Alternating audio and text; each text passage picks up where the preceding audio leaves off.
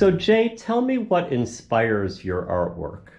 Well, there's been a lot of things. I've been inspired by Hopper, Hockney, Wayne Thibault, and some of the more interesting artists that I have looked at over the years. And but when I started painting seriously after I quit working 6 years ago, I started out self-taught, and I thought, well, what's interesting to me? And what's interesting to me is like small houses, or and eventually that evolved into like empty big box, because retail stores, because to me they're sort of emblematic of what's going on in America now.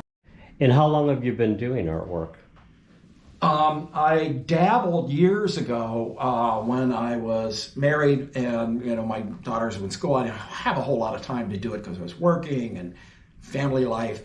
And then when I quit working 6 years ago, I got very serious about it. And then that's when I really started to paint every day.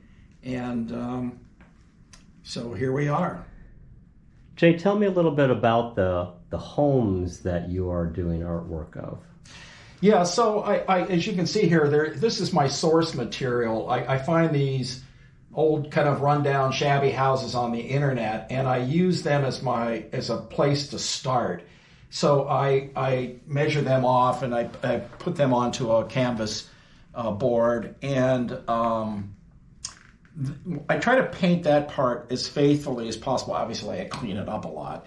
And then I add a tableau of sort of strangeness to it. And so I did a whole series of these, and I call the series Strange Neighbors, because when you look at the house after I've done painting it, it's like, well, that's a pretty house. And then the more you look at it, the stranger it is. And like, do I want to go into that house or not? Because it has a quality of mystery to it, and so I like that about it, that you can take a house and elevate it into some other realm besides, its original place. And I think it makes it an interesting place, and I hope it evokes some kind of mystery and surprise and interest to people that see them.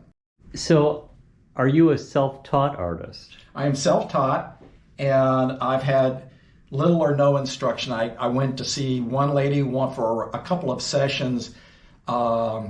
She was encouraging, but what she taught me, what I took away from her was, she taught me how to clean a brush. And they don't teach that at the School of the Art Institute. And that was about it. But the rest of it, it's like, you have to kind of do it. There's nobody that's going to like hold your hand while you figure out how much pressure to put on the brush and how much paint to put on the brush. You just have to figure this stuff out.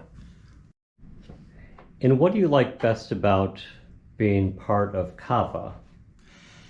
Kava has turned out to be so rewarding to me in a number of ways. But I guess importantly, I've been fortunate enough to be included in, 4 shows last year now, 1 show this year, from everything from Bridgeport Art Center to Evanston Art Center to Cultural Center downtown. And it's been validating, I would say that. And the community of people that I've met have been wonderful to work with. And so I love the organization, and it's really well run and well organized, and I've been very, very pleasantly surprised, and I feel fortunate to be a part of it, frankly.